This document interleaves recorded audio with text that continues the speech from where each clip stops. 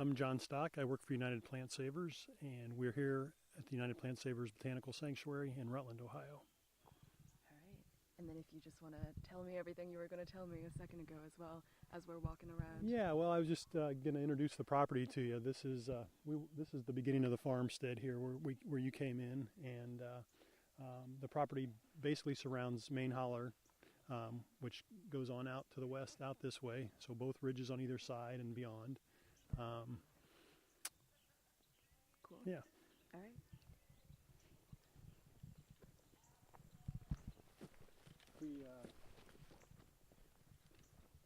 We're in the fourth week of our fall internship program. We have 6 interns that are here for 6 weeks. They come every spring and every fall, a different group. And we're walking up now to the yurt, which is their community space while they're here. They live in barn rooms down in the barn, little dormitory rooms. And up here is where they have their meals, where they hang out in the evenings if they're inside, just kind of their space. When the interns aren't here, we use this for workshops. Local herbalists or even non-local herbalists rent it and have classes here. Our members, because we are member supported, can rent the yurt and come spend time on the sanctuary. We'll peek in here and then we'll see if we can see any ginseng. It's a little late. What is it, October 3rd? And it's been a dry fall, so we might have to hunt for some. Wow. Yeah. This is really cool. I've actually always wanted to stay in a yurt, so it's really cool to see this. This is kind of a cheater yurt. We've got insulated walls and drywall, and it's kind of fancy, but... What's a cheater yurt? What's a real yurt? Well, I imagine a real yurt would be what? I'm not sure what the appropriate animal is, yak skin or at least canvas. So, yeah, this is pretty luxurious compared to that.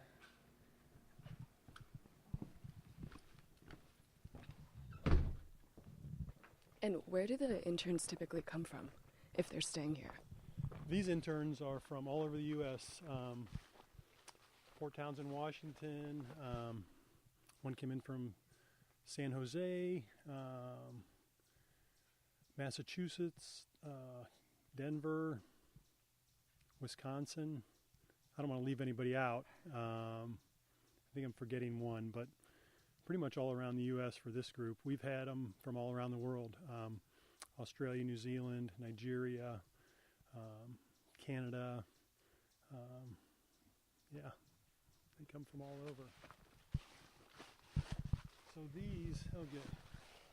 So these pins are marking some ginseng, some nice specimen roots that we received from a friend last year and transplanted here for specimens on the sanctuary. These were pretty old roots. I think they were around 20 years old. They've died back, but the stem is still here.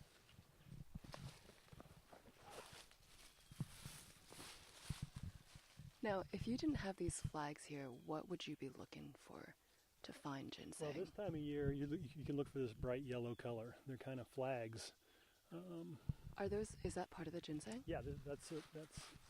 This is an unusual plant. It's got 2 stems, so it's got 2 necks, and then these would each be 3 prongs, or this one's a 4 prong. So a prong is actually a leaf. I can take one off. So even though this is 1 leaf with 5 leaflets. And so does that tell you something about the age of the plant? Yeah, so the prong does tell you something about the age. In Ohio, they need to have a 3-prong plant to harvest, or 5 years old, and that's typically when you see the 3rd prong. But this one's much older than that, and it's still a 3-prong. And you were telling me the other day that 5 years is actually not old enough for them to actually be reproducing. Is that right? Well, they reproduce after 5 years, and that's why one of the reasons a 5-year rule is in place, because you want to, and that's why you can't start harvesting ginseng till after September 1st, because you want the plant to set seed, set viable seed, and then a well-trained ginseng digger plants those seeds back as he's harvesting, or she is harvesting the plant. So so they reproduce after 5 years, but the studies indicate that that were done by Jim McGraw in University of West Virginia is that it takes 12 years for basically 100 plants to make 100 plants, or for one plant to, on average, to produce an offspring that beyond itself. So the way I interpret that, and Jim, maybe I'm not sure if this is, I didn't do the research, but so a 5-year-old plant will produce seed, but so many things can happen to that seed before it matures and is able to produce seed itself. It could just not germinate. Something could eat it. That plant could be dug prematurely. So the 12-year, if you can wait till 12-year, that ensures that that plant has produced another plant that is reproductive. If you don't mind, I'm going to get some pictures of this. Yeah.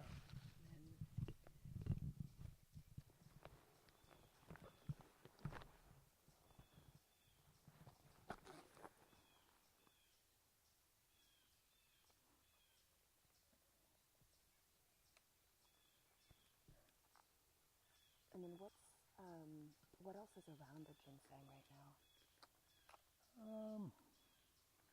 Well, it's under a nice sugar maple, and that's really ideal. That's an ideal tree for Like this that? plant to be under, because ginseng likes calcium, and sugar maple leaves are rich in calcium. So this tree's feeding the ginseng. These are great companions, probably the most ideal tree for ginseng to grow under, although it grows in lots of different places.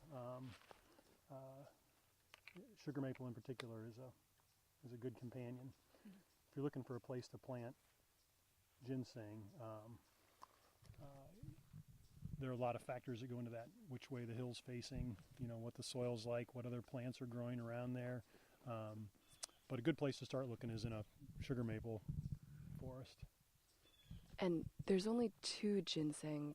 Do you call them ginseng plants, ginseng roots? Well, they're plants right now. If someone dug them out of the ground, they'd be a root at that point. And so right now what we're looking at under this really beautiful sugar maple are 2 flags, and so 2 ginseng plants. Is that right? That's right. Let's see if we can see the other one. Yeah, so this one it was a nice big root when it went in. It's a 3-prong.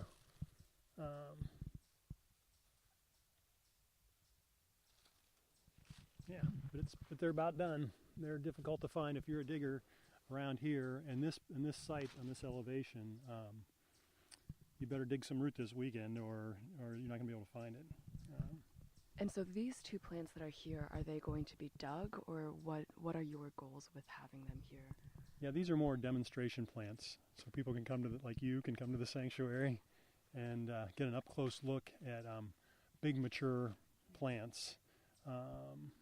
And that's typically what the whole sanctuary is for. The entire sanctuary is a place where anybody can come who has interest in these plants and see them firsthand, spend some time with them, get to know them, get to see what they look like.